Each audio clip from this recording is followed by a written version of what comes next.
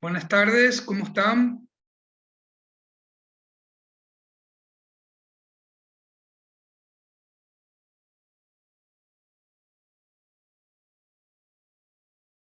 Hola Laura, ¿cómo estás?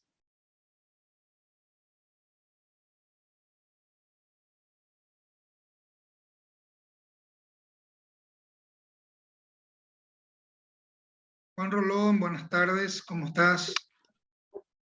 Tenemos siempre buenos profesionales, hay información de calidad.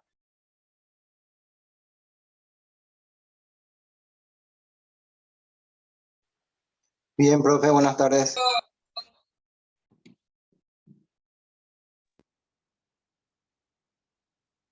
Discúlpeme el ruido, estoy en mi casa, no estoy en la oficina.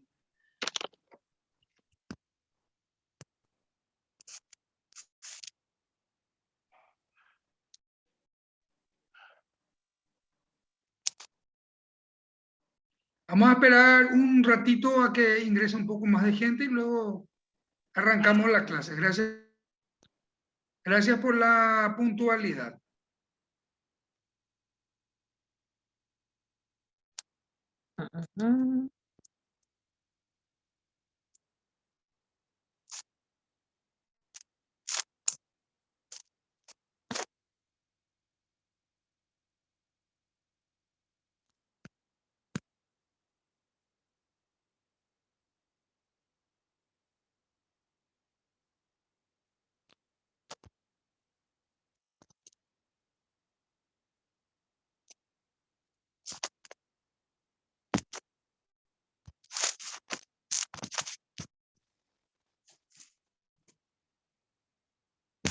No, aparece.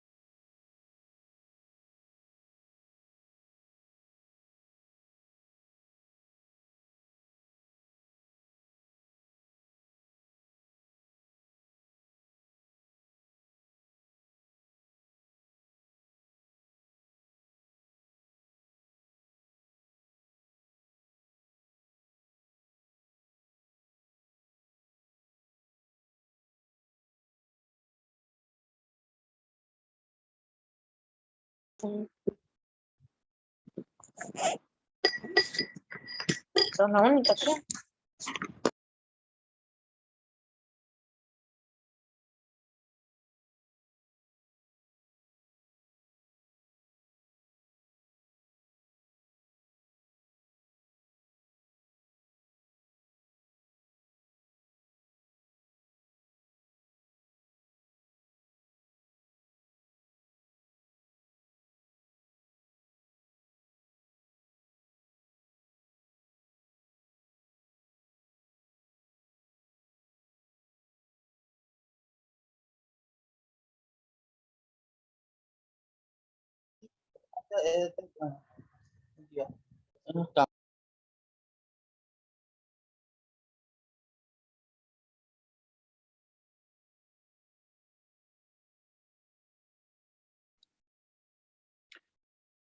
Buenas tardes, ¿cómo están?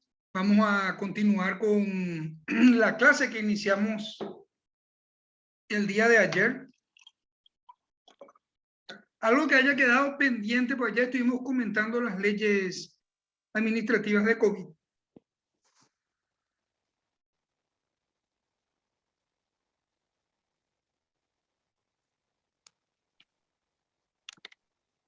¿Está todo bien?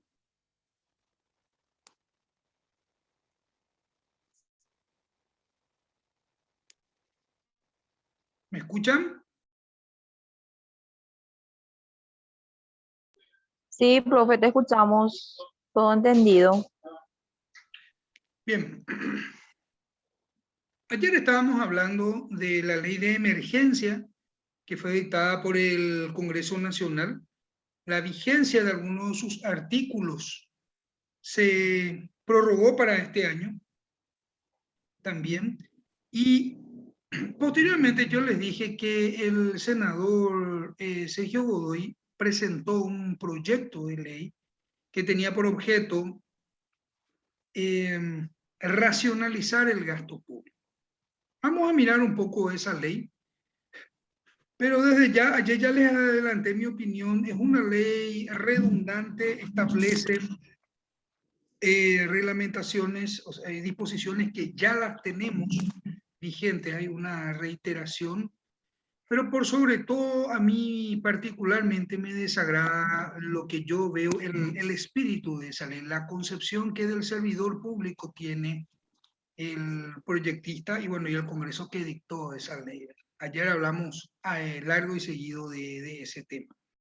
Vamos a ir mirando un poco el contenido del proyecto de Godoy, en qué se convirtió en una ley del Congreso que está vigente. Vamos a mirar ahora.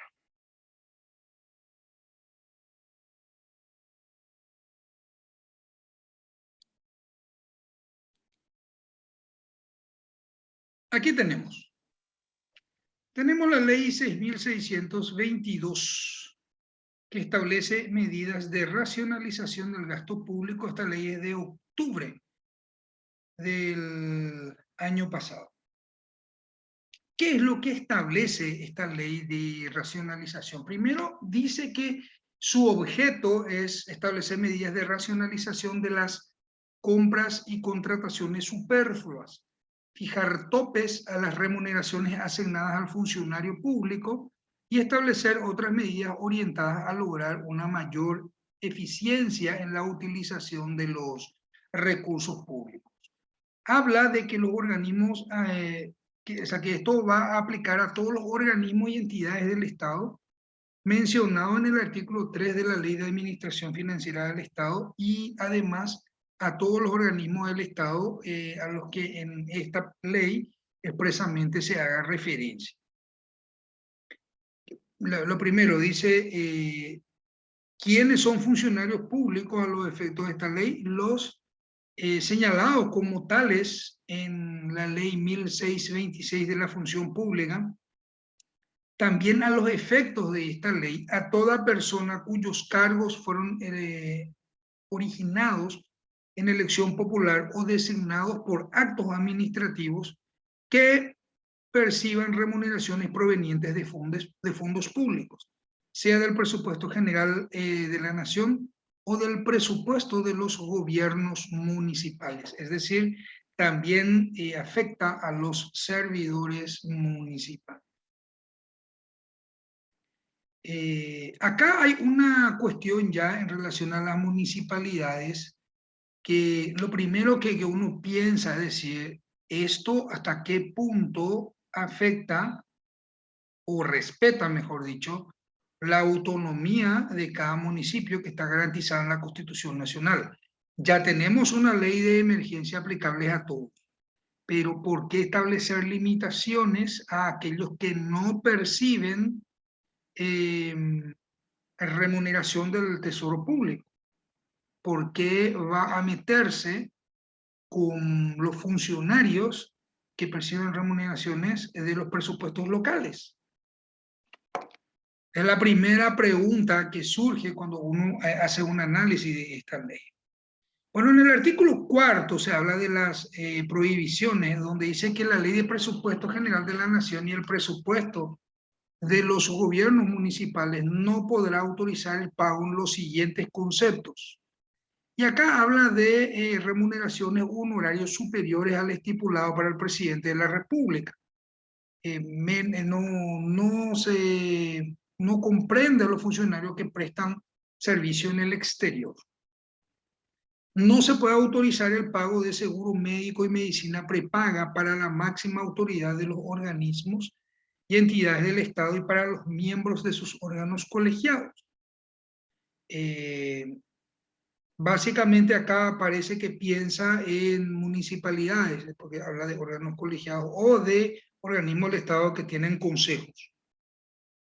No se puede autorizar el pago de provisión de combustibles para la máxima autoridad de los organismos y entidades del Estado y para los miembros de los órganos colegiados, exceptuarse su utilización para desplazamientos de su función o cargo. Estas disposiciones, por ejemplo, son bastante razonables. Difícilmente se le encuentre un pero. Vamos a mirar. Prestación de servicio de telefonía celular, exceptuando los corporativos e institucionales, para el personal que cumpla tareas externas, de conformidad a la naturaleza de sus funciones. Provisión de alimentos terminados, bebidas, arreglos florales, obsequios, tarjetas de felicitaciones y de invitación para recepciones o eventos.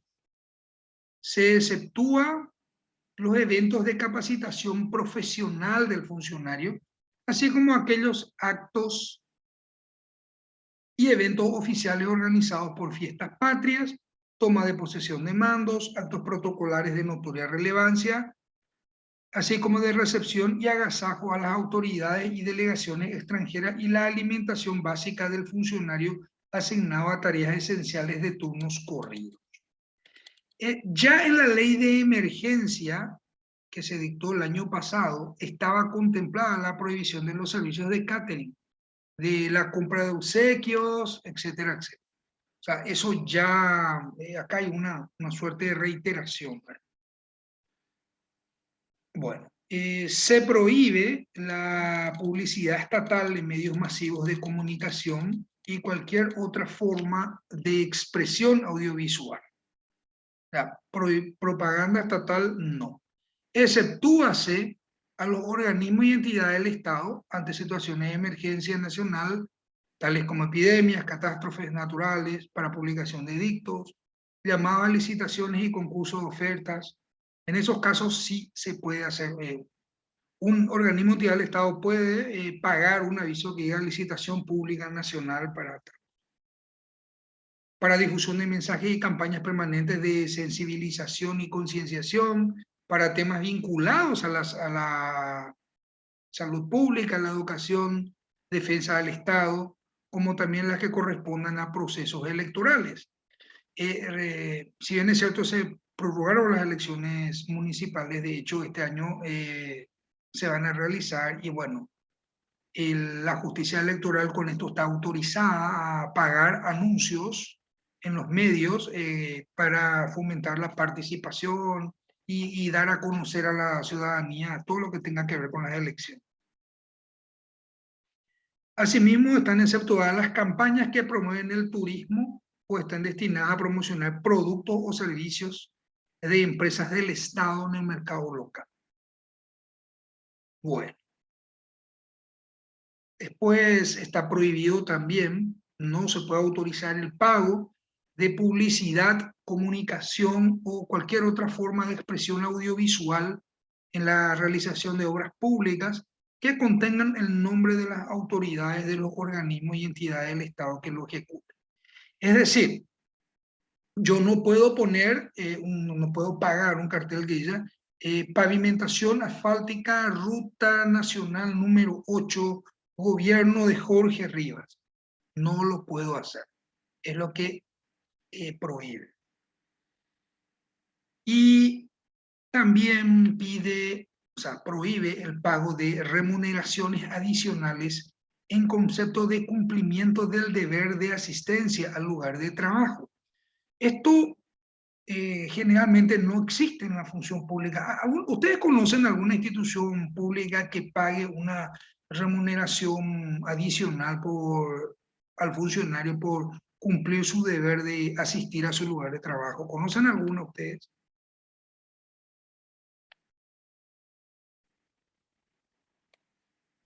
Yo no conozco, profe, pero me acuerdo que en épocas anteriores había hablado de que en concepto así tipo de un pago diferente se pagaba el presencialismo, algo así.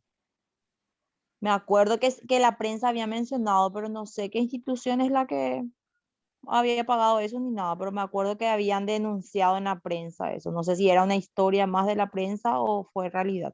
En realidad, las entidades binacionales son las que tienen esta remuneración y se llama presentismo, premio, bonificación por presentismo o asistencia perfecta, que consiste en un porcentaje del 10% del salario básico del trabajador más la antigüedad institucional como premio de asistencia perfecta. No faltaste ni un día, no llegaste tarde, entonces cobras un 10% de tu salario básico. Pero eso se da en la binacional, en el estado hasta donde yo, o sea, yo no conozco particularmente alguna institución del Estado que pague una remuneración adicional en concepto de cumplimiento del deber del lugar de asistencia al lugar de trabajo. De hecho, esta ley no rige para los trabajadores de las binacionales, porque dice que se aplicará a todos los organismos y entidades del Estado que se rijan por la ley 1535. Los sujetos obligados son los funcionarios públicos y los trabajadores de las binacionales no son funcionarios públicos. Por tanto, son ellos los que tienen este premio adicional y a ellos no les rige la ley, ¿verdad? Le pregunté si ustedes conocían alguna institución que tuviera este premio, porque en realidad yo al menos no conozco ninguna. Bueno, estábamos hablando un poco de esta ley de racionalización de gastos públicos. Y después habla un poco de los traslados y comisiones de trabajo.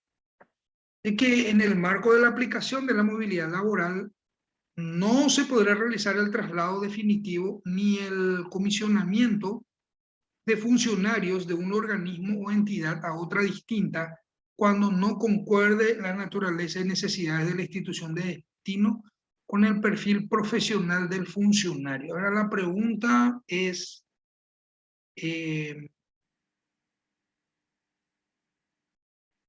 un traslado es el paso de tu línea a otra institución. El comisionamiento es temporal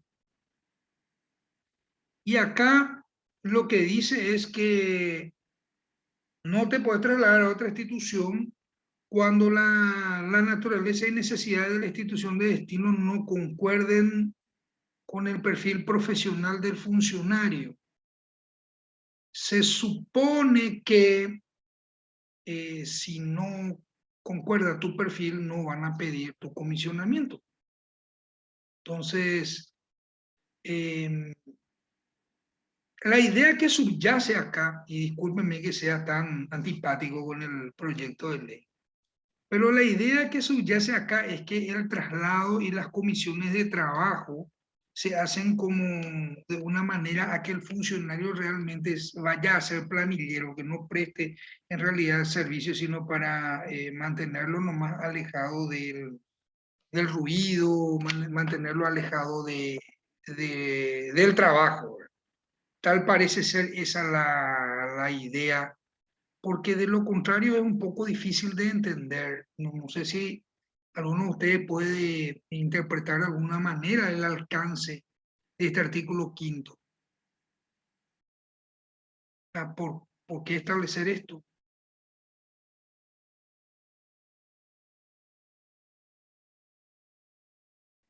Bueno, sigamos.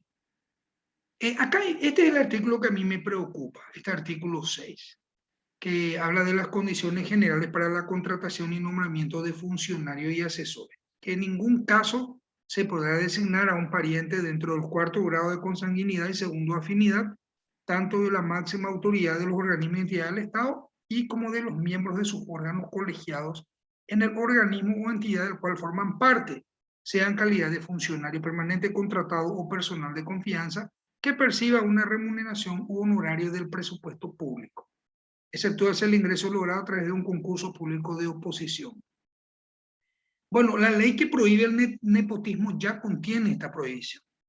Aquí quizás está un poco más dura, en el sentido de que tampoco se puede disponer el ingreso de los parientes de los miembros de los órganos colegiados.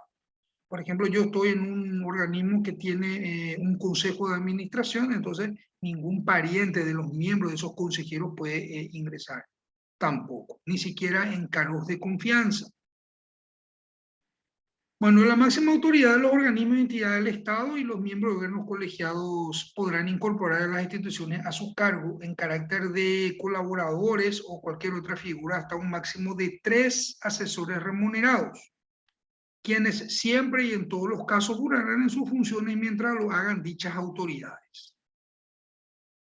O sea, eso está asegurado el presidente de la República. A ver, esto quiere decir que si, por ejemplo, la señora Laura Díaz Luther es ministra del Ministerio del Trabajo, Empleo y Seguridad Social, ella es designada ministra, puede contratar hasta 3 asesores, pero el día que ella cese en sus funciones, esos 3 asesores se van con ella. Acá lo que yo o sea, manifiesto mi disconformidad porque los asesores no son propiamente de los funcionarios, sino de la institución, están para prestar servicio en la institución y tienen una duración, el contrato tiene una duración por tiempo determinado. Entonces, ¿qué pasa si la persona que después de Laura la nombran a Paola Villalba como ministra y ella quiere seguir contando con esos asesores porque considera que son útiles, que son necesarios? Esta ley, creo yo, priva de la posibilidad de que se siga contando con gente que pueda ser valiosa. Yo creo que no resuelve el problema de fondo, no resuelve el problema de los que no trabajan o de los que están de manera prebendaria. Yo creo que más bien va a generar más inconvenientes que beneficios. Después tenemos que una vez que la autoridad que lo incorporó cesan sus funciones, quedarán automáticamente desvinculados sin derecho a indemnización ni reparación alguna. Y en ningún caso podrá incorporarse asesores ad honorem. La figura del asesor ad honorem luego es bastante discutible, porque uno para realizar una función pública tiene que ocupar de un cargo previsto de manera permanente en el presupuesto, y la tarea sí puede ser temporal, porque puede ser vinculado mediante un contrato. Entonces, alguien que esté en carácter ad honorem como que me hace un poco de ruido. No sé qué opinan ustedes, pero dice que todo lo que no está permitido está prohibido para la administración. Y lo que la ley le permite a la administración, en principio, es contratar a personas en base a los cargos que están en el presupuesto. No habla de asesores ad honorem.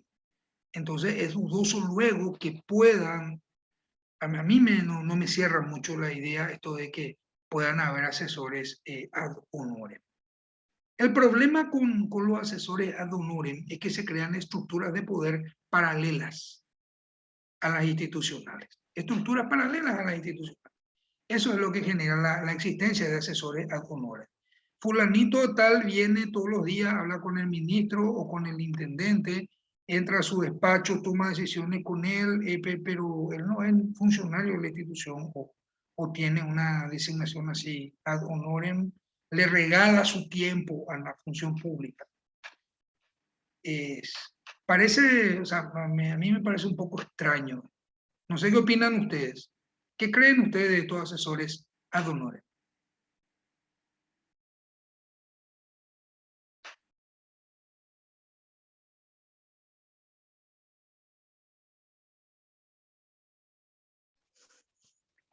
Profe, con relación a eso, que hay un principio también de que no se presume el trabajo gratuito, ¿verdad? Entonces, ¿cómo es posible que esos asesores estén actuando ad honorem, ¿verdad? Y sin embargo están cumpliendo alguna función, desempeñando alguna tarea, dando su tiempo, su asesoría, su conocimiento, ¿verdad? Es extraño realmente. ¿Alguien más que quiera aportar algo? Hoy estamos poquitos, estamos la mitad nomás de lo que solemos estar. Porque es viernes, profe, de mes. Y profe, yo creo que como están diciendo, justamente es impensable que alguien pueda regalar su tiempo, ya sea la función pública como la función privada también, ¿verdad? Y justamente como desde un principio vos no estabas, te estabas explayando en las instituciones públicas, son justamente organismos también políticos, ¿verdad? Entonces, la realidad también lamentable de asumir es que existen los negocios paralelos, las situaciones así un poco debajo de la mesa. Entonces, cuando una persona justamente pueda ser considerada como asesor ad honorem es porque algo extraño y turbio justamente están haciendo con la máxima autoridad. Es mi pensamiento, es mi opinión, es una opinión. No, claro, es que llama la atención, o sea, no puede pasar desapercibido. Entonces, en ese sentido, creo que fue un acierto la prohibición de contratar asesores ad honorem. Bueno, sigamos. Profe, ¿Sí? sin embargo, con el otro punto que habías dicho de que esta ley establece que el tema de los asesores, la ley te dice que tienen que dejar el cargo inmediatamente, bueno, en este caso el ministro, la autoridad que lo contrató, ¿verdad? Deje de ocupar ese cargo. Entonces, el mismo ejemplo que dijiste, ¿qué pasa si ese asesor realmente era muy bueno, muy valioso? Toda esa experiencia, ese conocimiento que tiene de la institución se pierde. O sea, al final, por esta ley va a impedir que una persona que tiene todo un conocimiento de la institución y es realmente un asesor, le va a privar a esa nueva persona que a lo mejor ni siquiera es de la institución y no maneja bien, justamente necesita los mejores asesores, ¿verdad? Entonces, en ese sentido, por ejemplo, eh, es un inconveniente que plantea la ley, ¿verdad? Así mismo. Profe, ¿Sí? y en el mismo sentido que está mencionando justamente la doctora Laura, esa es la diferencia con lo que hoy por hoy les llamamos cargos de confianza, los directores y todas esos cargos en donde justamente necesitan, en el caso, en la situación que ocurriera el cambio de máxima autoridad, se ponen a disposición y pueden ser sujetos a reconfirmación del cargo, ¿no es así? Y es la diferencia con esta prohibición de esta ley, ¿verdad? Claro, acá prohíbe, acá directamente dice, mire, usted contrató 3 asesores o 2 o 1, ustedes cesan sus funciones por el motivo que fuere y él se va sin derecho a indemnización o compensación alguna. Y acá se genera una situación violenta con otras reglas del derecho. Porque la contratación temporal, generalmente los asesores cobran con el objeto del gasto 145 honorarios profesionales y los contratos son de naturaleza civil. De hecho, las leyes de presupuesto y los clasificadores presupuestarios establecen que son contratos civiles. Y las reglas del derecho civil establecen lo que se llama la responsabilidad por las resoluciones anticipadas de contrato de servicios. Entonces, ¿cómo a una persona que tiene una expectativa de trabajo, que hace un compromiso en base a un documento firmado de carácter temporal, pero por un tiempo determinado, de la nada, un día le van a decir, ¿sabes que vos te vas y lo que te falta cumplir el contrato, pues no lo cumplís y no te vamos a pagar nada, chau, andate ya? violenta toda la normativa del derecho civil, por el derecho por el cual se rigen los contratos que vinculan a estos asesores. Ese es el asunto acá. Hay que tener una visión, entiendo yo, hay que tener una visión panorámica, no hay que mirar como el caballo que tira el carro, así, con la agujera, sino hay que hacer una visión general de todo, y me parece a mí que acá hay violación de derechos individuales. De ninguna manera se entiende lo que quisieron hacer. Está claro eso, pero otra vez a mí me irrita bastante la manera en que el legislador considera a los asesores, el proyectista y el legislador, ¿verdad? Y los asesores pues son todos luego prebendas del que tiene el poder. Si vos sos asesor, en realidad no está luego para trabajar, sino no sé para qué está. Básicamente pareciera verse esa concepción en la manera en que se redactó la norma. Entonces, bueno, ya que se va que lleve toda su carga, chao. Yo lo siento de esa manera, ¿verdad? Puedo estar equivocado, ¿verdad? No soy el dueño de la verdad, pero realmente me violenta un poco, o bastante, mejor dicho, este tipo de normas, por lo que subyace detrás de lo que se escribe. Bueno, vamos a continuar mirando esto. Acá también habla dentro de la racionalización las condiciones para las licitaciones. Dispone que todos los procesos licitatorios y de contrataciones públicas realizadas en conjunto con el apoyo del PNUD, del Banco Mundial y cualquier otro ente internacional, salvo que haya una disposición así bien específica y clara del Tratado de Convenio Internacional, tienen que hacerse sí o sí con la participación obligatoria e indefectible de la Dirección Nacional de Contrataciones Públicas. Establece que no podrá encargarse la realización de procedimientos de contratación a esos entes internacionales para erogaciones que sean financiadas con la fuente de financiamiento 10 y 30, así como los recursos obtenidos de bonos soberanos. Pasa que muchas veces cuando se le contrata, por ejemplo, a la OEI, Organización de Estado Interamericano, o al Banco Mundial, o al PNUD, el proceso de contratación lo realizan estos organismos y no se ajustan a la ley de contrataciones. Entonces, lo que pretende aquí la ley es eso, que todo se haga mediante la Dirección Nacional de Contrataciones Públicas, o sea, control estatal, salvo que haya alguna disposición internacional que diga lo contrario. Yo no le encuentro mucha objeción a esto. Bueno, vamos a ver un poco ahora condiciones para los entes binacionales. Vamos a ver qué dice respecto de las condiciones de las entidades binacionales, porque básicamente tenemos que recordar que por definición de funcionario público de la ley 1026 y funcionario público, definición de esta ley, no entran de ninguna manera los funcionarios de los entes binacionales. ¿Pero qué dice respecto de ello? ¿Por qué hace mención entonces si ellos no son funcionarios públicos? Lo que dice es, el Poder Ejecutivo articulará los medios requeridos para que las entidades binacionales integren en sus respectivos cuerpos normativos que rigen dichas instituciones lo siguiente. Primero, ningún funcionario público ni autoridad de representación popular podrá percibir remuneraciones de entidades binacionales mientras perciba una remuneración pública. ¿A qué viene esto? Porque se da el caso de funcionarios de Itaipú o de Yacyretá que van comisionados por la figura del comisionamiento a prestar servicios en los organismos y entidades del Estado. Entonces, lo que acá dice es, si vos sos funcionario de Itaipú o de Yacyretá, toda tu remuneración la vas a percibir de allá. Las bonificaciones que te pudieran corresponder en base al cargo que estás ocupando en la función pública, no te las vamos a pagar. Eso es lo que está diciendo.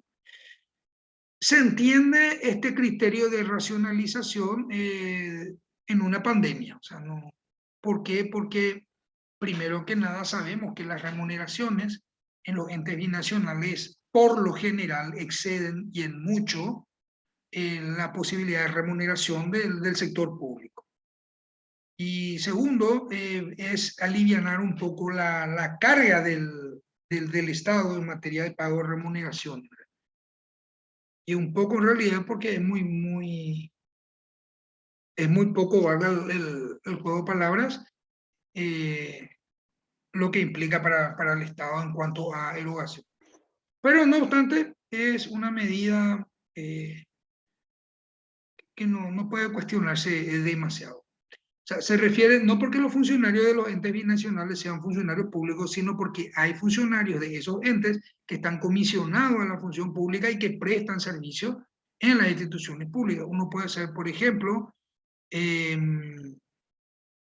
director de ceremonial y protocolo de la Presidencia de la República, pero funcionario de Itaipú, por poner un ejemplo.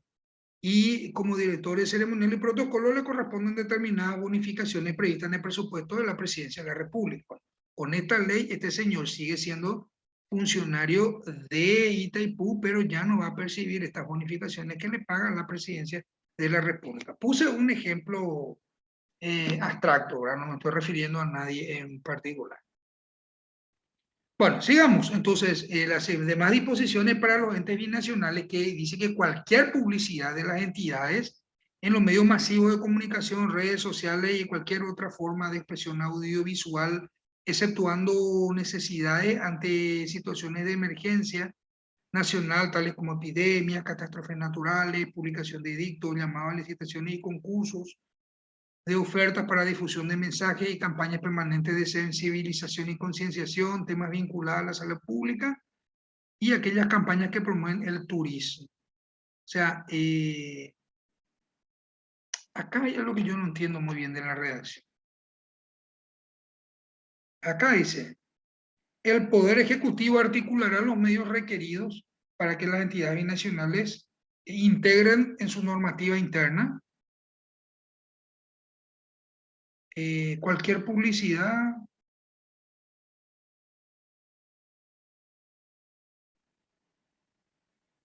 Yo creo que lo que quiso decir es que no pueda hacer publicidad la binación.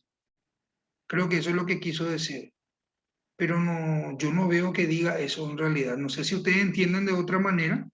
Este inciso B, la ley lo que pretendía era que las binacionales no hagan propaganda.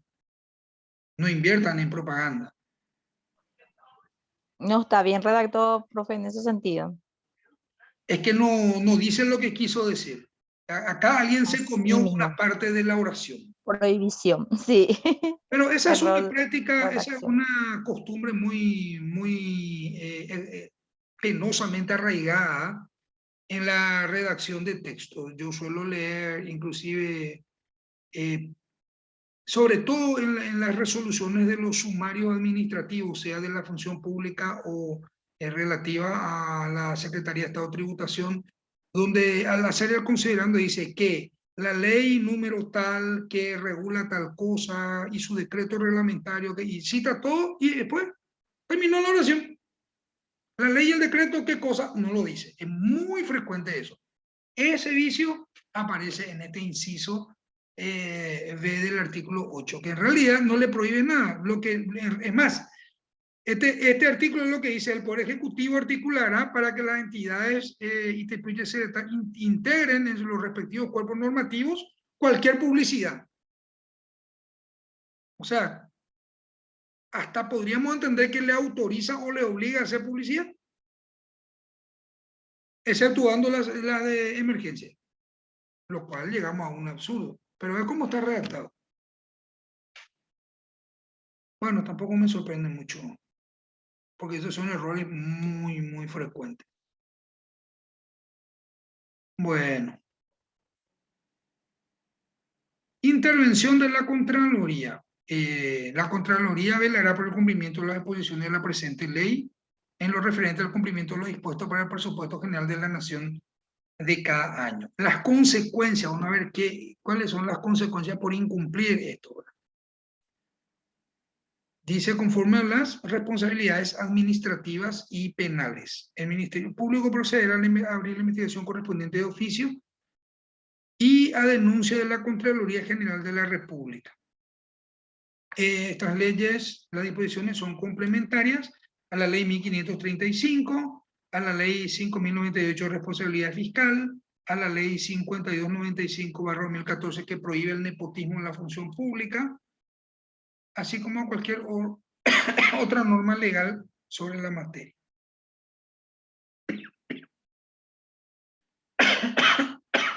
Perdón. Acá hay una cuestión interesante. No se le puede sancionar a un funcionario público si la conducta no está expresamente prevista. Para que yo le pueda sumariar, por ejemplo, a la funcionaria Carolina Saldívar, tengo que imputarle a Carolina Saldívar o el incumplimiento de sus obligaciones o la transgresión a prohibiciones establecidas en la ley, que tengan establecida una sanción. Y acá lo que dice es que será sancionado conforme a las responsabilidades administrativas y penales. Yo me pregunto, si yo hago una...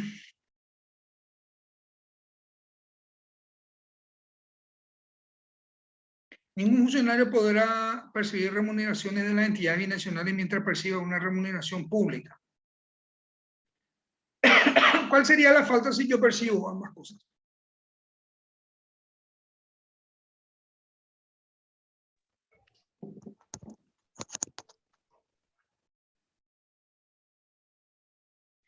En el mejor de los casos hay una duda, y en caso de duda,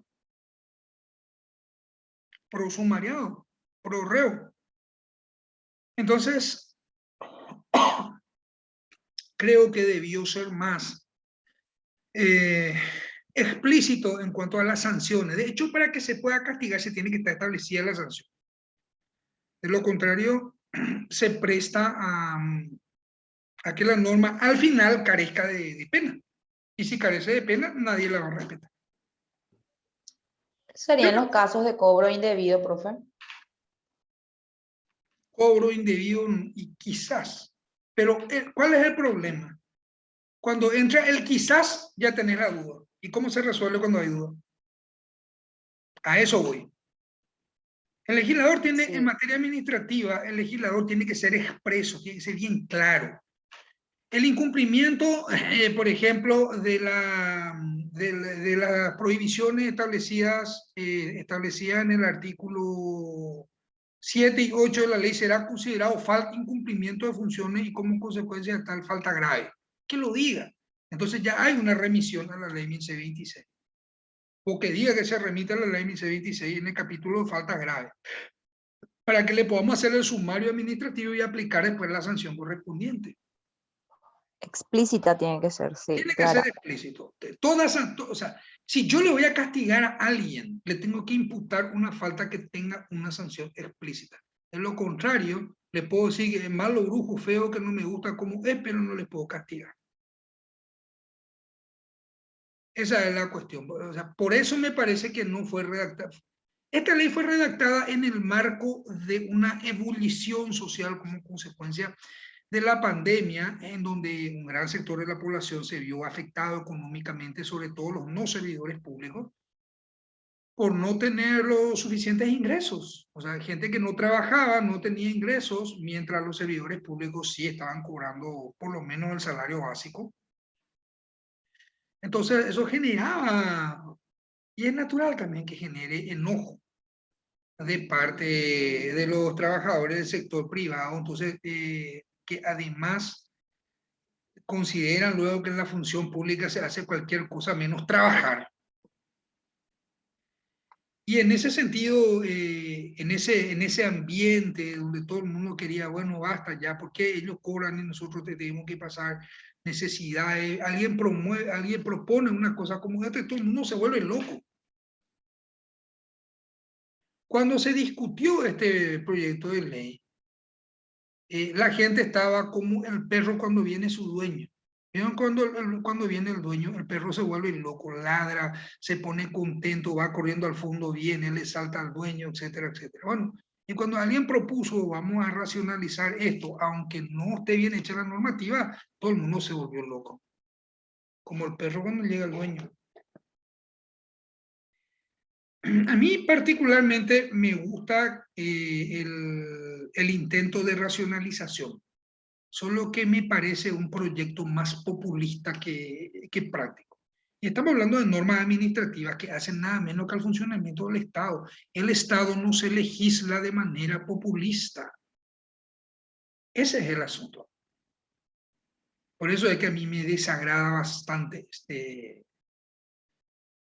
este proyecto, o sea, esta ley de racionalización del gasto público. De hecho, sí, era el proyecto del senador Sergio Godoy. Bien, ¿algún comentario que quieran hacer?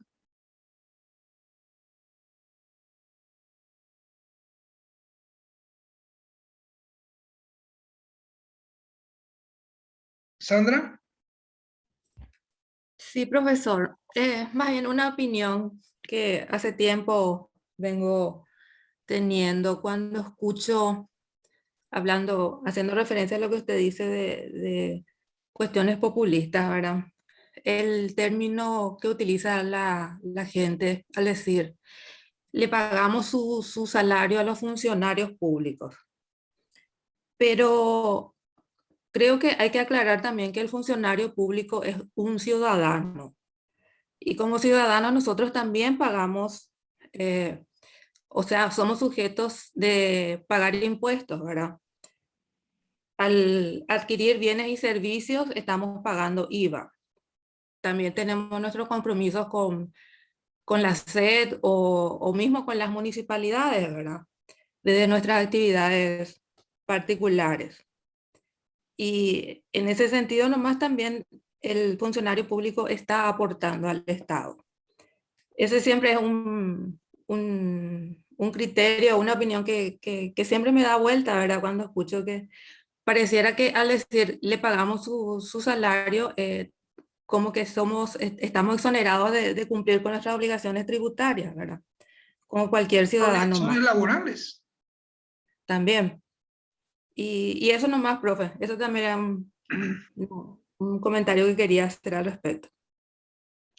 Hay algunas cuestiones también que siempre hay que pensar, ¿verdad? Porque los problemas complejos no se solucionan con fórmulas sencillas. Ya lo mencioné en la clase anterior. El servidor público compra en el mismo supermercado que el trabajador privado. De hecho, cuando uno va al supermercado, el cajero no te pregunta si sos funcionario público o trabajador del sector privado, te cobra igual. Cuando vos te vas a un comercio, a utilizar un servicio, un transporte público, etcétera, a nadie se le pregunta en qué trabaja, se le cobra el pasaje y se sube al transporte público. O utiliza, se va a la peluquería, se le corta el cabello, se le lava la cabeza, se le hace las manos y pies, lo que sea, pero no se le pregunta en qué trabaja, se le cobra por los servicios. Entonces, la pregunta es que un economista, o que un economista no nos explica, o mejor dicho, sería bueno que un economista nos explicara en qué favorece al país que nadie cobre. ¿Qué se gana? Yo creo que nada. Yo creo que se pierde mucho. Esa Perdemos persona que y vende pierde. servicios, que antes tenía alguien que le compre, ahora ya no va a tener quien le compre. Entonces van a ser dos perjudicados. Nada bueno no hay eso. En base a eso, justamente, profe, es justamente ahora con este intento o de hecho que están diciendo, hablando de una cuarentena total otra vez y se vuelve la fase 0, la fase 1, lo que sea. Incluso el sector privado formalmente ya hizo en todos los medios de comunicación un comunicado en donde dice, bueno, si volvemos a la fase 1, a la fase 0, lo que fuera, exigimos que los funcionarios públicos también sufran los mismos recortes, inclusive no cobren sus salarios así explícitamente y abiertamente, como vos decís, en un sentido populista, Y con la rabia Revanchista, luego que no, Javier. sí, sí, y con la rabia luego que no tienen, con más razón, tipo, bien, ¿verdad? Todos. Y no, como vos decís, y la compañera dice, justamente nosotros somos inclusive muchas veces lo que en realidad movemos todo lo que es la microeconomía en nuestro país, ¿verdad? Y así, ¿verdad? Pero son cuestiones que sí ya, como hablaste hace rato de lo que se piensa de los asesores, ¿por qué se mal piensa también generalmente? Porque el poder legislativo justamente están así, o sea, desde un principio minados de los asesores, ¿verdad? Entonces, esa mala percepción nomás justamente que algunos funcionarios lamentablemente también ayudan o aportan mucho para que se mal piense, ya Eso se nos también es cierto. generaliza a todos, ¿verdad? Lamentable. Sí, sí, sí. Bueno, el problema de la función pública implica un tratamiento profundo de alguien que conozca, primero, el funcionamiento del Estado, segundo, el manejo de recursos humanos, tercero, que conozca de derecho administrativo, cuarto, que conozca de derecho laboral, y quinto, lo más importante, que tenga mucho sentido. De lo contrario, los problemas que podamos tener no los vamos a resolver. Así de sencillo. Yo, por ejemplo, ahora estoy vinculado no de manera permanente, o sea, yo no tengo ningún vínculo, yo no cobro con el objeto del gasto 111 en ningún ente del Estado ni municipalidad. Simplemente ando suelto por ahí, ¿verdad? Pero entiendo cómo funciona el sistema. Y no es malo cómo funciona el sistema. Hay veces en que los muchachos se portan mal, eso no significa que el sistema sea malo. Y yo he visto gente maravillosa y altísimamente preparada en la función pública. De hecho, yo lo vi, me consta. Bueno, sigamos entonces porque estábamos hablando de las leyes de emergencia de COVID. Ayer hablamos de la ley de la creación del fondo UTI y de gasto cero COVID, ¿verdad? La reglamentación es lo que nos quedó. A ver, vamos a tocarlo así de manera bien breve para no ir demasiado con esto. Un ratito.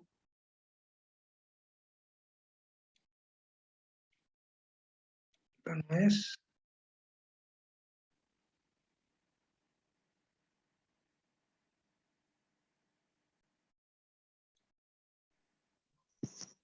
Hola, profe, ¿puedo hacer una consulta? Luz, ¿cómo te va? ¿Qué tal, profe? Profe, no, a modo nomás de ver, viste que a nosotros se nos había facilitado un programa Sí, y esto, o sea, lo que estamos conversando en cuestiones de estas leyes de emergencia es entre ayer y hoy nomás, ¿verdad? sí. O sea, como para ver y seguir, porque realmente es muy interesante el contenido del programa que nos facilitaron y ver nomás dónde nos quedamos y si en las próximas clases vamos a seguir con el programa, ¿verdad? De hecho, en esta clase vamos a seguir con el programa. Sí, De hecho, en esta clase. Bueno, en vale, realidad, profe. en cuanto a la reglamentación de eso, no hay mucho que decir. Se establecen procedimientos que están publicitados en el portal del Ministerio de Salud Pública y Bienestar Social, y lo que hace la reglamentación es simplemente hacer referencia o distinguir entre pacientes con seguro médico privado. Entonces dice la cobertura será la diferencia entre lo que le paga su seguro y lo que cuesta el servicio no cubierto por su seguro privado. Los pacientes que ingresan directamente al sector privado, los derivados del sector público, etc. Van estableciendo así una serie de cuestiones, pero básicamente lo que dice es que o sea, se presenta por correo electrónico o en el portal, en la mesa de entrada del ministerio, y a partir de la comunicación del ministerio que es beneficiario de la ley, el hospital privado no puede cobrarle nada. ¿Alguien levantó la mano, May? ¿Quién levantó la mano?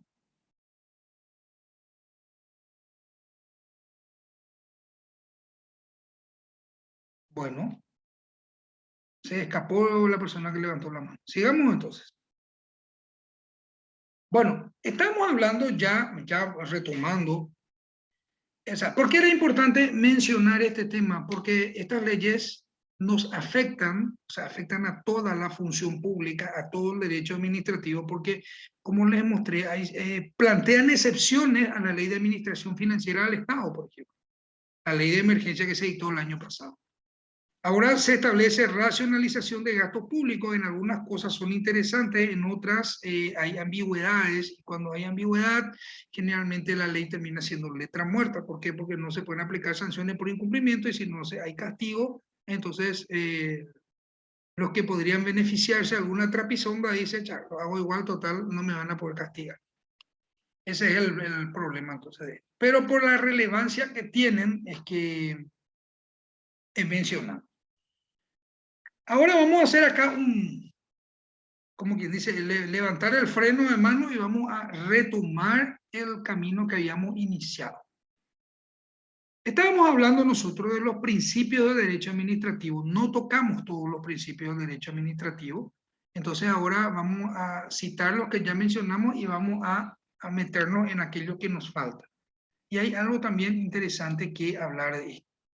Nosotros inicialmente, cuando hablamos de los principios, ¿qué dijimos? Primero definimos lo que es un acto administrativo, diciendo que es una declaración realizada en el ejercicio de la función administrativa que produce efectos jurídicos directos, y explicamos el porqué. Luego vimos lo que es una definición, o sea, en realidad conceptualizamos lo que es un principio. Dijimos que es un mandato nuclear de un sistema. La verdadera base de ese sistema es la disposición fundamental que se irradia sobre diferentes normas, conformando su espíritu y sirviendo de base para exaltar la comprensión e inteligencia, la racionalidad del sistema normativo. O sea, el principio es lo que le da tónica y sentido armónico a la norma.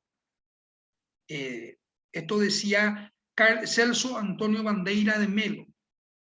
Y dijimos también que los principios son los valores más relevantes del orden jurídico administrativo, base de todo el sistema normativo que informa el derecho administrativo.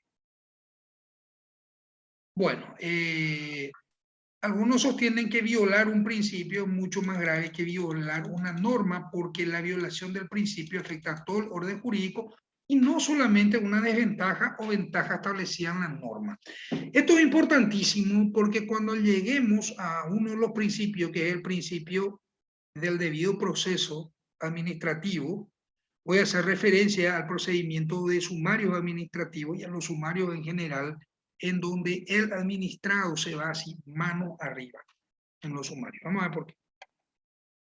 Bueno, primero hablamos de la primacía del interés general o el interés público sobre el interés privado. Mencionamos que en la Constitución de la República del Paraguay se haya establecida esa regla. En ningún caso el interés de los particulares primará sobre los intereses generales de la nación, y que eso tiene su reflejo en algunas normas del derecho administrativo, y ese principio se ve reflejado en esa norma constitucional. Después dijimos también que lo importante de este principio de supremacía es que, en virtud de ese principio de interés general sobre el particular, es que la administración encuentra el fundamento para imponer límites o restricciones a las autoridades de los particulares. ¿Se acuerdan que dijimos cuando hablamos en la clase de esto? Dijimos, cuando el Ministerio de Salud establece la llamada cuarentena, las medidas de aislamiento sanitario, uno puede decir, bueno, viola mi derecho de trabajo, mi derecho o sea, mi libertad de circulación, mi derecho de comerciar, una serie de derechos individuales que claramente están establecidos en la Constitución. Ahora, ¿de dónde sale entonces que el Estado puede hacer semejante prohibición? Porque en el caso que nos ocupa del COVID, es un virus que se transmite por el contacto entre la gente. Entonces, no puede primar mi interés de comerciar, de trabajar o de hacer algo, o simplemente de salir, por sobre los intereses de la colectividad, que se pueden ver afectadas por mí, o yo verme afectado por los demás y contagiar a otros. Entonces, en ese principio de supremacía del interés general sobre el particular es que la administración encuentra su fundamento para imponer límites o restricciones a las actividades de los particulares. Ejemplificamos con el COVID, pero esto se da en todos los aspectos de la actividad administrativa. Yo tengo libertad de circulación. Yo tengo libertad de construir en mi terreno, respetando las reglas técnicas de la construcción, la casa, habitación o edificio que yo quiera. Pero entonces, ¿por qué la municipalidad me dice en esa zona no puedes construir si la propiedad es mía? Porque hay un interés general basado en el plan de ordenamiento territorial de la ciudad que dice en determinadas zonas tales actividades no se pueden hacer. Entonces, ven, por eso, principio de primacía del interés general sobre el particular. Sirve de fundamento a que la administración imponga límites o restricciones a las actividades de los particulares. Bueno, sigamos, porque estamos simplemente repasando lo que ya hemos visto. El principio de legalidad, que es la proyección del principio fundamental del Estado de derecho, que implica que la voluntad de la administración pública de sus actividades proviene ¿de dónde? De la ley, del conjunto de principios y normas jurídicas, o sea que proviene del derecho. El principio de legalidad o principio de juridicidad se proyecta en la relación jurídica administrativa en los supuestos que vimos, que vamos a repasar rápidamente. Primero, subordina la actividad administrativa a la juridicidad, o sea, todo lo que el Estado vaya a hacer le tiene que estar autorizado expresamente, regla todo lo que no está permitido, está prohibido a la administración. Después tenemos cómo se manifiesta también este principio de legalidad, determina la eficacia de la actividad administrativa, es decir, lo actuado, los actos administrativos dictados por el Estado o lo actuado por el Estado, si está realizado o fundado en la ley, entonces es eficaz el acto como tal, y si no, no lo es, quedará invalidada por vicio de legalidad y ineficaz para producir efectos jurídicos en la relación administrativa. Les voy a poner un ejemplo. Todos sabemos que la administración tributaria está facultada a imponer multas a los contribuyentes que no pagan los impuestos de la manera en que deben hacerlo. Esto está clarísimo, todo el mundo es así. Ahora bien, para poder aplicar una sanción, la ley establece un procedimiento. Bueno, yo recuerdo hace varios años, en realidad décadas atrás, la ACEP tenía una costumbre, cuando eso era Subsecretaría de Estado de Tributación. Se ahorraba todo el procedimiento previo que establecía la ley 125/91 y directamente aplicaba, comunicaba al contribuyente cuál era su infracción y luego confeccionaban el certificado de deuda en virtud del cual se le demandaba después por la vía de la ejecución de sentencia al contribuyente al que la administración acusaba de moroso en el pago de sus impuestos. En el certificado de deuda estaba el tributo, el impuesto, el recargo y las multas correspondientes. Las defensas técnicas que se oponían a esas demandas era la de inhabilidad de título. ¿Por qué? Porque el título tiene que estar constituido conforme a la ley. No basta con que el subsecretario de Estado de Tributación dicte una resolución autorizando el cobro por vía ejecutiva. Además, debe prepararse esa voluntad administrativa y realizarse todos los pasos que manda la ley, que es lo que omitía la subsecretaría de Estado de Tributación. Entonces, un gran número de ejecuciones de la Secretaría de Estado de Tributación fueron rechazadas a partir de la defensa de inhabilidad de título. ¿Qué tiene que ver esto? Tiene que ver con que el principio de legalidad te dice, se hace de esta manera, no lo... Dice, tu actividad está subordinada a la ley. ¿Qué te dice la ley? Tenés que hacer de esta manera. No lo haces de esta manera, es ineficaz. Y cuando quería hacer valer el acto administrativo realizado con un vicio de legalidad, se torna ineficaz y la administración se queda sin poder ejecutar lo ordenado. ¿Se entiende? ¿Se entiende? Sí, profe. Bueno, por eso le digo, no solamente, bueno, estamos hablando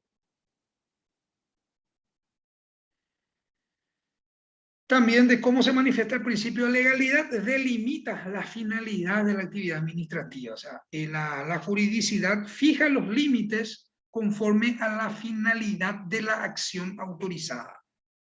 Porque, por lo que la decisión administrativa que constituye el medio autorizado por la ley para alcanzar una finalidad no tiene la debida relación proporcional. Si no la tiene, se torna un acto inválido. Entonces, todo lo que hace la administración debe hacerse entonces dentro de los términos de la autorización legal. Bueno, vamos a... Profe, eso es lo que siempre se conoce como que está permitido todo, o sea, está permitido todo lo que está escrito. Eso es lo que siempre el funcionario aplica Todo lo que, a ver, en... el funcionario puede eh, hacer solo aquello a lo que está autorizado. ¿Y de dónde proviene la autorización? De la ley. Eso. Está bien, entonces. Bien, tenemos pues el principio de finalidad que también ya vimos en la clase anterior.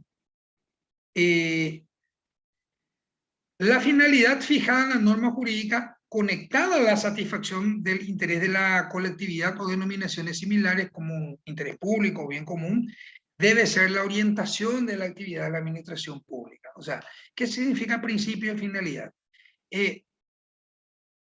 Primero que nada, el Estado está para administrar. Tiene que administrar para la colectividad, no para determinados intereses particulares, sino para todos. La ley le dice, podés hacer esto, esto, esto y esto. Estas son tus facultades, estas son tus obligaciones. Pero ¿para qué le da esas facultades? Y ahí entra el principio de finalidad. Para que esté conectado con la satisfacción de los intereses de esa colectividad. Cuando la finalidad, cuando la actividad administrativa se desvía de la finalidad prevista en la ley, entonces se vuelve inválida. No se comprende una ley, una norma, sin entender cuál es su objetivo. No se aplica una ley correctamente si el acto de aplicación carece de sintonía con el objeto buscado por él. Acá no se hace no es cuestión de aplicar la formalidad o la legalidad por la legalidad misma. No, acá lo que la ley da facultades, pero por una razón, para que sirva para algo. Solo se cumple la legalidad cuando se atiende a la finalidad. Actividades administrativas desencontradas con el fin legal es inválida y por ello judicialmente censurable. Esto tiene que ver también con la manera en que uno impugna las decisiones de la administración. Ojo que no es muy fácil impugnar en lo contencioso administrativo porque hay que saber cómo hacerlo. Uno tiene que, cuando va a atacar un acto de la administración, tiene que demostrar la no regularidad del acto por desvío de finalidad, por abuso de poder, por contradicción con la ley, etc. No tiene que hacer impugnación al respecto de la justicia o injusticia del acto. Cuando uno en una demanda contenciosa administrativa, por ejemplo, el funcionario público dice, es injusto que me hayan destituido, podrá haber sido la injusticia más grande del mundo, pero no importa, no es relevante. Lo que es relevante es si esa destitución se dio de la manera en que lo dice la ley. Entonces, el funcionario que discute su desvinculación tiene que hacer la impugnación señalando por qué, cuáles son las reglas del derecho administrativo que fueron violadas y no precisamente hacer referencia a la justicia o injusticia del acto. En la próxima clase, y cuando vemos, o sea, en realidad cuando veamos régimen disciplinario y procedimiento administrativo, les voy a mostrar una contestación de demanda contenciosa administrativa. Fue una trabajadora que fue despedida, sumariada y despedida, una abogada, y cuestiona el resultado del sumario, hace los cuestionamientos, pero lo que yo quiero que vean No es que tengamos, que la administración tiene razón, sino que quiero que vean la estructura, cómo se estructuró la contestación de la demanda para no dejarle recoveco alguno para que proceda su demanda. Esa estructura es lo que quiero compartir con ustedes, pero lo vamos a hacer en la siguiente clase. ¿Está bien?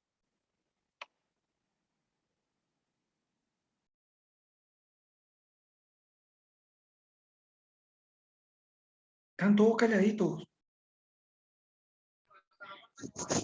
Está bien, profe. Bueno. El principio de razonabilidad también, hasta ahí creo que llegamos la clase anterior, ¿verdad? La razonabilidad es el límite a la actividad administrativa en el sentido de que las decisiones que toma la administración debe tener una perfecta concordancia entre motivo, medio y fin. ¿Qué es lo que motivó el acto administrativo? ¿Cuál es el medio que se utilizó y para qué se hizo? ¿Cuál es la finalidad del acto? Tiene que haber entonces una concordancia perfecta. Eso es el principio de razonabilidad. Existe racionalidad de la actividad administrativa cuando los tres elementos guardan una congruencia interna y externa.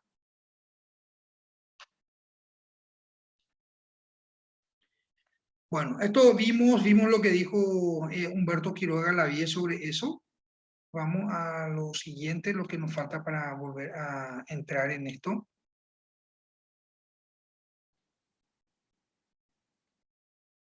El principio de razonabilidad se constituye en un parámetro de valoración de los actos administrativos para verificar si estos actos están adheridos al valor supremo del ordenamiento jurídico, que es el valor justicia.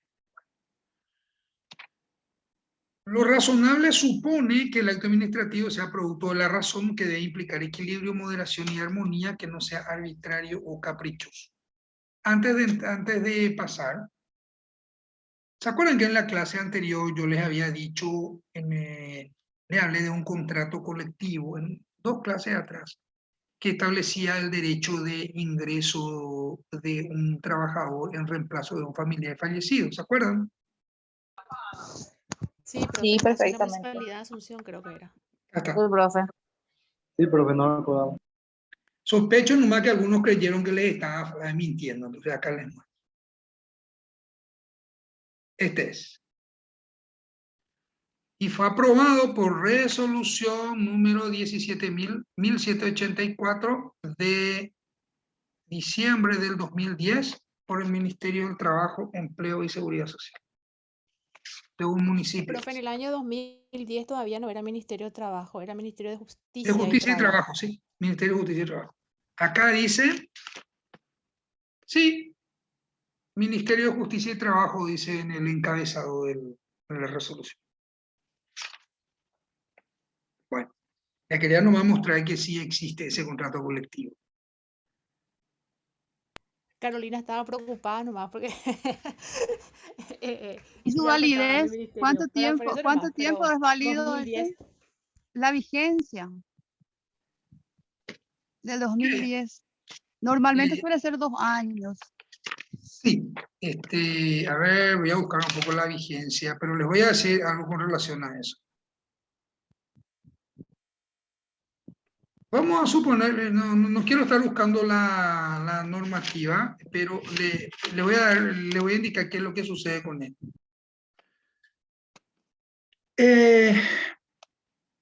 Las disposiciones emanadas del contrato colectivo de condiciones de trabajo, según lo dispone el Código Laboral y la jurisprudencia de los tribunales del trabajo, desde hace años, décadas, dice que las cláusulas del contrato colectivo de condiciones de trabajo se incorporan al contrato individual de trabajo, o sea, se incorporan a la relación jurídica entre el trabajador y el empleador, y eso se aplica también al servidor público. Entonces, en virtud del principio protectorio expresado en la fórmula no regresión, no se puede volver atrás en cuanto a las prestaciones. Esto es algo que está en el Código del Trabajo y que está también sostenido por años en la jurisprudencia de los tribunales del trabajo. Entonces, independientemente a cuánto tiempo esté vigente este contrato, o estuvo vigente, porque ningún contrato dura 10 años o 11 en este caso, sus cláusulas se incorporaron al patrimonio, a la relación jurídica entre la municipalidad y sus trabajadores. Yo sé cómo solucionar el entuerto este, pero esa es una fórmula que le voy a contar al intendente si es que me contrata como asesor. Si no, no le voy a contar, le voy a dejar nomás que siga aplicando.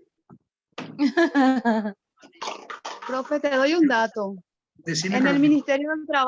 Ministerio del Trabajo teníamos contrato colectivo, pero venció. Y no tenemos hoy un contrato colectivo. Con eso te digo todo. El sindicato zapateó, pero hace unos años ya pasó este tema. Pero se realizó un dictamen, se hizo varias consultas a la función pública y no, venció el contrato colectivo y venció. Hay que hacer nuevas negociaciones para las nuevas disposiciones en el Ministerio del Trabajo.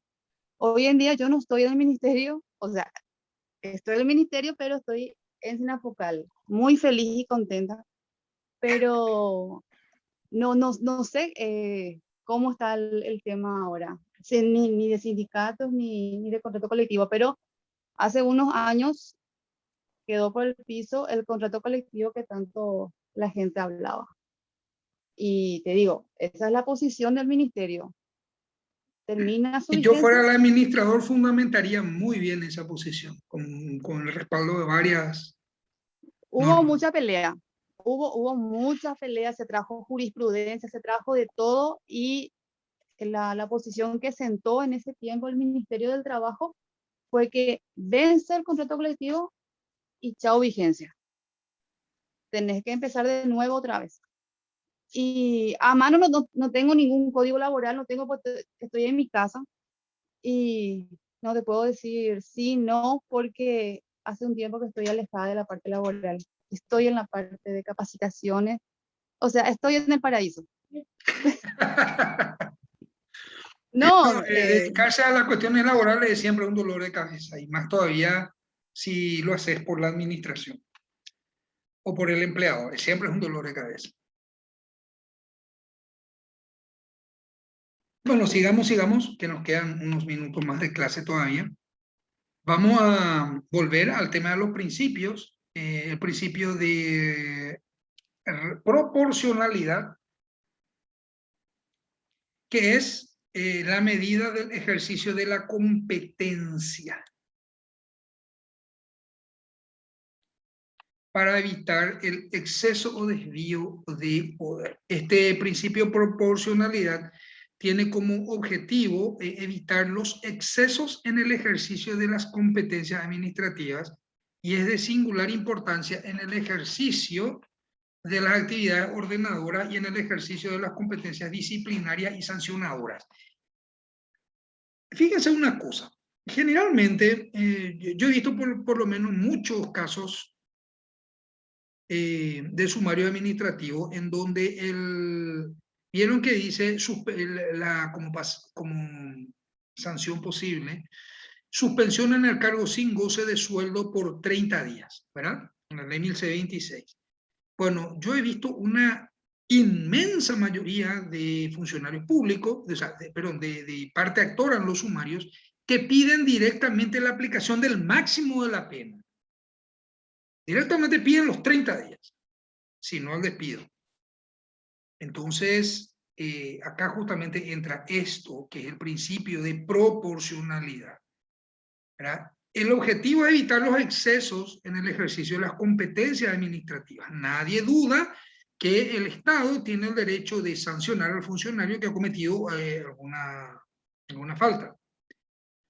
Pero al aplicar la sanción, tiene que ser proporcional a la gravedad de la infracción. Si vos tenés un marco de posibilidades de 1 a 30 días, ¿por qué pedir siempre 30 días de suspensión? Bueno, existe falta de proporcionalidad en la decisión administrativa disciplinaria cuando un funcionario público es sometido a sumario por una falta administrativa consistente en una ausencia injustificada y la sanción impuesta es, por ejemplo, la destitución o la suspensión por 30 días, porque no existe una adecuada proporción de gravedad entre la falta cometida por el funcionario y la sanción que se le impone. Lo mismo, si uno tuvo la cantidad de ausencias como para que constituyan sus ausencias faltas graves, ¿por qué no darle una suspensión de 8 días? ¿Por qué 30? Es más, si al funcionario lo sancionan con una suspensión de 30 días sin goce de sueldo, tuvo 6 ausencias en el mismo trimestre, o 7 ausencias en el mismo trimestre. El Estado le inicia un sumario. Está bien que le instruya un sumario, no hay problema con eso. Estamos discutiendo ya la sanción. Se demostró que él faltó de manera injustificada, 7 días en un trimestre, y entonces el juez sumariante recomienda la aplicación de una sanción de suspensión en el cargo por 30 días. Pero para poder dar ese marco máximo, es necesario que el juez considere, el juez sumariante, todos los elementos como circunstancias agravantes, consecuencias de la falta que cometió, etcétera, etcétera, para que sea proporcional a la gravedad de su infracción. Si no se hace así, entonces ahí se puede impugnar, uno puede ir a lo contencioso administrativo y cuestionar no la imposición de la suspensión, sino el quantum de la suspensión. Uno puede decirle al Tribunal de Cuentas, excelentísimo Tribunal de Cuentas, en virtud del principio de proporcionalidad, el acto administrativo emanado de la máxima autoridad, que es la ministra de Justicia, resulta antijurídico. ¿Por qué? Y ahí explica uno que el acto pudo haber sido regular. La sanción está dentro del marco que la ley autoriza, o sea, principio de legalidad y regularidad, está todo bien. El asunto está en la proporcionalidad entre lo que él cometió y la sanción que se le impuso. Entonces, lo que se pide acá es la modificación del acto administrativo por violación del principio de proporcionalidad. ¿Se entiende? No la revocación del acto administrativo.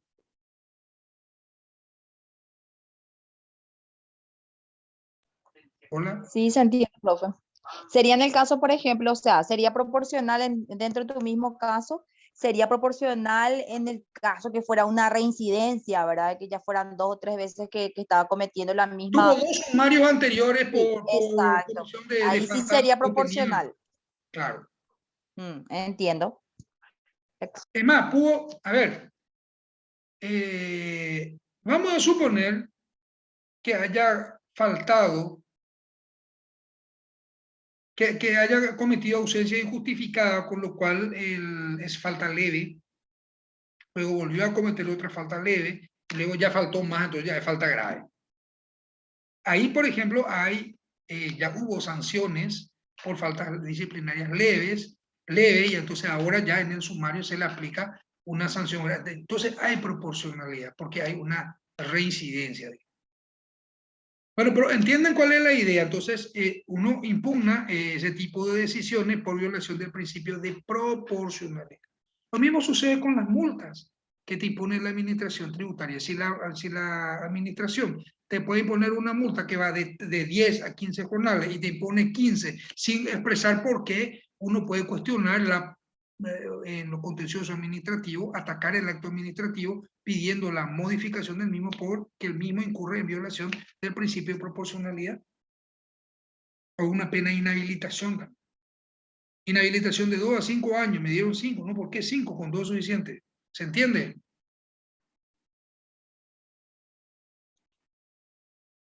Bueno.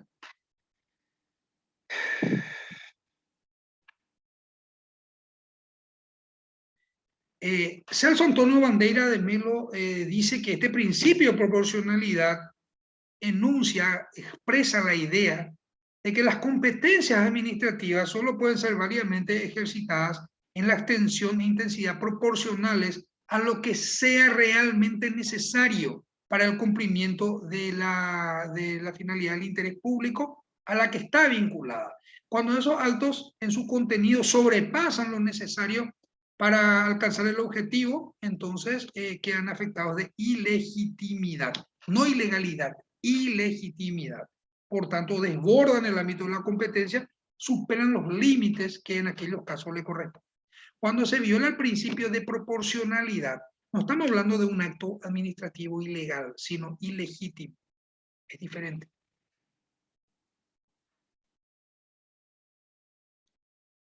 Bueno, estamos ya llegando al final de la clase. Vamos a tener que hacer ahora la ingrata tarea de llamar lista para que podamos tener todas las presencias. Ya para la clase que viene les voy a pasar de vuelta el programa y voy a ir subiendo las filmaciones de las clases para los que quieran hacer uso de esa posibilidad. Bueno, como ya es costumbre, las computadoras detectan la prisa de uno, entonces deciden abrirse más lentamente. Y bueno, eso no es la excepción en este momento.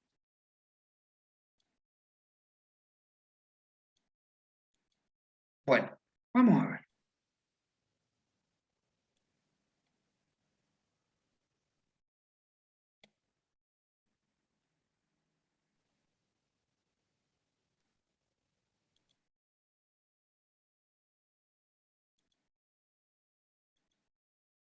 Vanessa Acosta.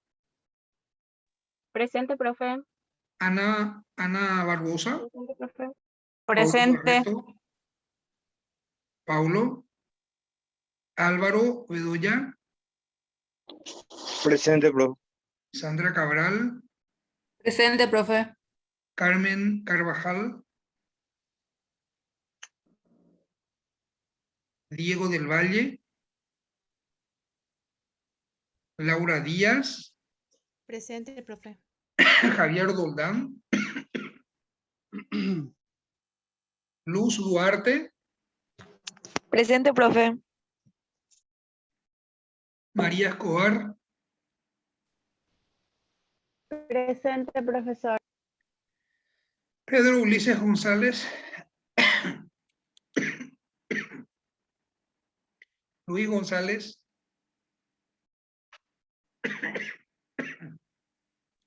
Oscar Gossen. Cintia Mareco. Lilce Lorena Mereles. Presente, profesor. Rosa Montiel. Presente, profesor. Alan Monzón. Vanessa Carolina Ojeda. Presente, profe. Juan Pablo Oviedo. Mayra Patiño. Presente, profe. Marlene Rodríguez. Gladys Raquel Rojas. Presente, profe. Carlos Marc Rojas. Presente, profesor. Juan Andrés Rolón. Presente, profe. Carolina Saldívar. Presente, profe. Alicia Sanabria. Presente, profesor. Francisco Santa Cruz. Presente, profe. Claudelina Torres. Cristian David Vera. Hilda Verón. Presente, profe. Hilda Verón está. Y ahora Paola Villalba. Presente, profe. Bueno, ha sido todo por hoy. Nos vemos en la próxima clase. Vamos a terminar los principios porque el que me interesa mucho es el del debido proceso. Yo soy un convencido de que en el derecho administrativo no se da el debido proceso legal, que es consecuencia del debido proceso del artículo 16 de la Constitución, que habla de la inviolabilidad de la defensa en juicio. Nos vemos entonces, que tengan buen fin de semana, buen descanso. Muchas gracias por estar conectados. Y en el grupal pueden ir compartiendo temas, hacer los comentarios que quieran. Estamos ahí para trabajar entre... Compartinos tu programa en el grupo, profe. Sí, porque voy a pasarle. estamos atrás de la Eso pantalla. ya les dije que les voy a pasar. Dale, profe, muchas gracias. Buen Chao, chao. descanso. Chao, profe, gracias. Chao, profe, muchas gracias.